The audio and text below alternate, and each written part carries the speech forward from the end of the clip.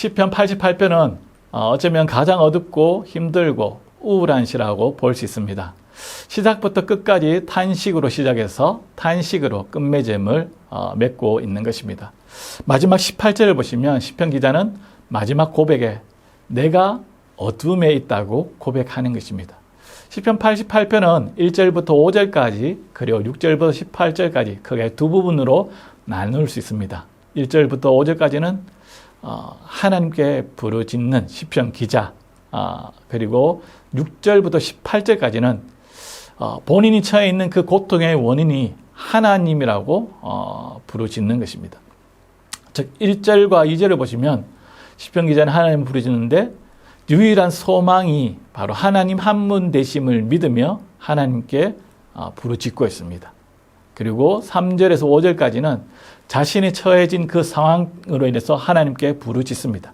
즉 죽음에 처해 있습니다.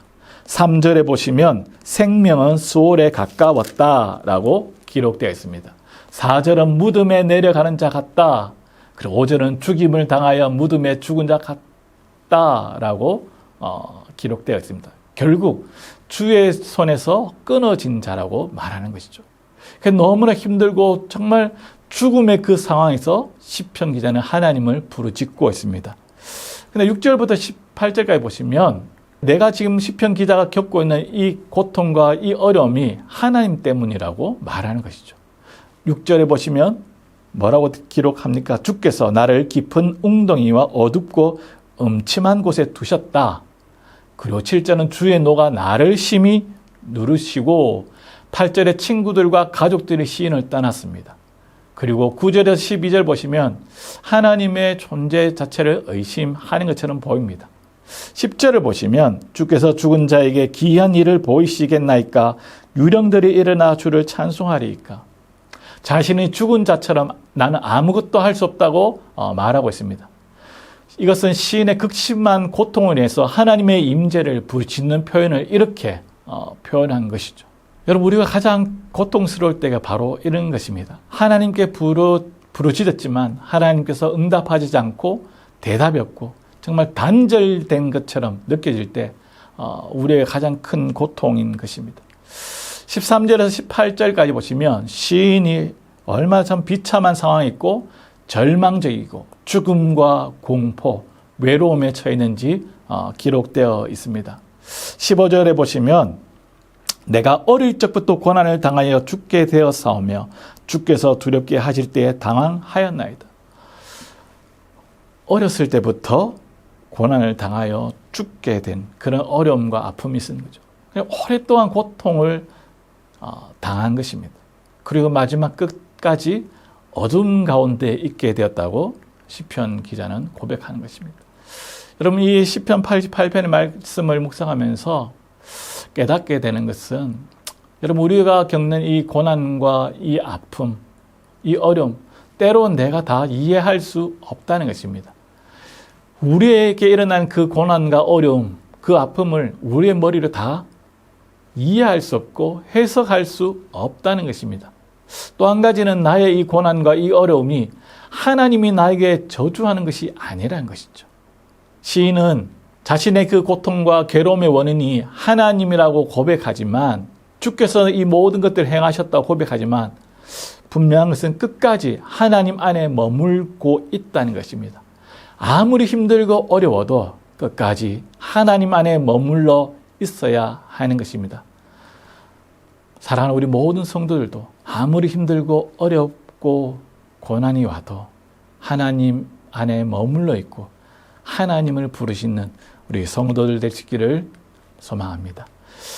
시편 89편입니다. 1절부터 18절까지는 하나님의 인자하심과 하나님의 성실하심을 찬양하라고 이렇게 말씀할 수 있습니다. 그리고 19절에서 37절까지는 하나님의 성실하심을 찬양하는데 하나님의 신실하심을 강조합니다. 특별히 하나님의 그 신실하심은 언약과 징계에 나타나고 있다는 것입니다. 그리고 38절부터 52절까지는 분위기가 반전됩니다.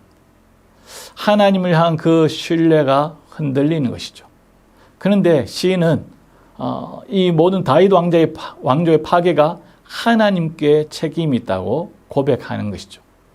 그러나 마지막 끝에는 하나님께서 행하실 그 일들을 바라보며 믿음으로 하나님 앞에 선포를 하는 것입니다. 1절부터 먼저 보시면 18절까지 보시면 하나님의 그 인자하심과 성실하심을 시편 기자는 노래합니다. 하나님의 그 인자하심과 성실하심은 다윗 언약을 맺으셨음을 상기하게 됩니다. 비록 백성의 불순종으로 인해서 다윗 왕조가 어려움을 겪고 있지만 하나님께서 회복시켜 줄 것을 믿고 있는 것이죠. 하나님의 인자하심과 하나님의 성실하심은 다윗 언약에 잘 드러납니다. 다윗 언약이 무엇입니까? 다윗 왕권을 영원히 견고하게 세워주시겠다는 것입니다. 5절에서 18절까지 보시면 위대하신 하나님을 찬양하는 것입니다. 세상을 주관하시는 능력을 가지신 분이시고 바다와 하늘과 땅을 다스리시는 분이시기에 창조의 권능을 가지시고 창조주뿐만 아니라 통치자이시기에 하나님을 찬양하라는 것이죠. 자, 19절부터 37절까지는 하나님의 성실하심과 하나님의 그 인자하심 찬양하는데 하나님의 그 신실하심이 바로 언약과 징계에 나타나고 있다는 것입니다. 하나님은 언약에 있어서도 신실하시다라는 것입니다. 즉 하나님께서 다윗을 선택하셨고 하나님께서 다윗을 왕으로서 강하게 하셨고 하나님께서 다윗을 적들로부터 보호해 주셨고 보호뿐만 아니라 승리까지도 주셨다는 것이죠. 그리고 하나님은 다윗을 세상의 통치자들 사이에서 높이셨고 그리고 하나님은 다윗의 후손들에게 축복을 베푸시는 것입니다. 언약에 신실하신 것이죠. 언약뿐만 아니라 징계에 대해서도 신실하시다는 것이죠. 언약을 지키지 않으면 하나님의 징계 또한 신실하십니다. 그런데 하나님의 징계는 언약의 파괴가 아닌 우리들을 신실한 언약의 길로 인도하기 위한 하나님의 사랑이라는 것입니다. 38절은 시작하면서 그러나라고 시작하는 거죠. 반전이 일어나는 것입니다. 즉 38절부터 45절까지는 시인은 다윗의 왕조의 파괴가 하나님께 책임이 있다는 것이죠. 다윗 왕조가 무너지면서 하나님을 향한 그 신뢰도 흔들리는 것을 볼 수 있는 것입니다. 말씀을 보시면 주께서 버리셨다는 것이죠. 주께서 왕관을 땅에 던져 욕되게 하셨다고 기록하고 있습니다. 주께서 성전의 울타리를 파괴하셨다. 주께서 대적들을 강하게 하셨다. 주께서 다윗 군대를 약하게 하셨다. 다윗 왕조의 화려한 시대를 끝내셨다. 이스라엘의 그 모든 상황이 바로 하나님께서 만드신 것이라는 것이죠. 그래서 이 모든 것들은 하나님께 책임이 있다고 고백하는 것이죠. 그러면서 하나님의 신실하심이 어디 있는가라고 묻는 것이죠. 그러면서 46절에서 52절까지는 본인이 살아있는 동안 하나님께서 회복시켜 주시길 바란다고 고백하는 것이죠. 그러면서 밑에 보시면 주여 언제까지니까 영원히 숨기시리까 나의 인생이 얼마나 짧은지 기억하소서. 내가 죽으면 더 이상 소망이 없습니다. 주님의 성실하심으로 다윗과 맹세한 그 언약을 기억해달라는 것이죠. 그러면서 시편 기자는 하나님의 말씀은 반드시 하나님의 때에 이루어진다는 것을 알기에 하나님을 찬양하면서 마무리하고 있는 것입니다. 오늘 말씀을 통해서 우리가 기억해야 될 것은 바로 하나님의 신실하심을 여러분은 찬양하고 있습니까? 때로는 내 머리로 이해가 되지 않는 일들도 있습니다.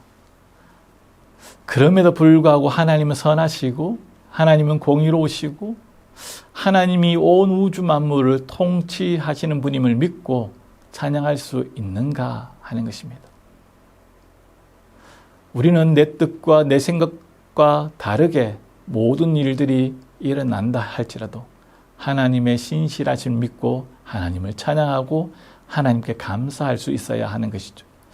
또 한 가지는 우리가 비록 눈앞의 상황이 너무나 절망적이고 소망이 보이지 않을지라도 우리는 믿음의 눈을 들어서 믿음으로 선포해야 하는 것입니다. 바라기는 오늘 하루 하나님의 그 인자심과 하나님의 그 선하심을 믿으며 찬양하며 나아가는 우리 모든 성도들 될 수 있기를 주의 이름으로 축원드립니다. 기도하겠습니다. 참 좋으신 하나님 아버지의 은혜를 감사합니다.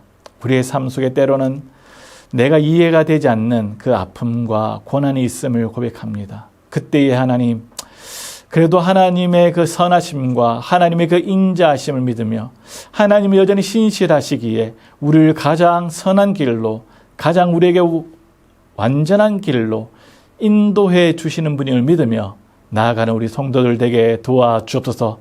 하나님 믿음의 눈을 들어서 절망적이고 소망이 보이지 않을지라도 믿음의 말로 선포하게 하시고 하나님이 함께 하시면 이 모든 것들을 역전시켜서 모든 것들을 해결해 줄 수 있음을 믿고 나아가는 우리 성도들 되게 하여 주옵소서.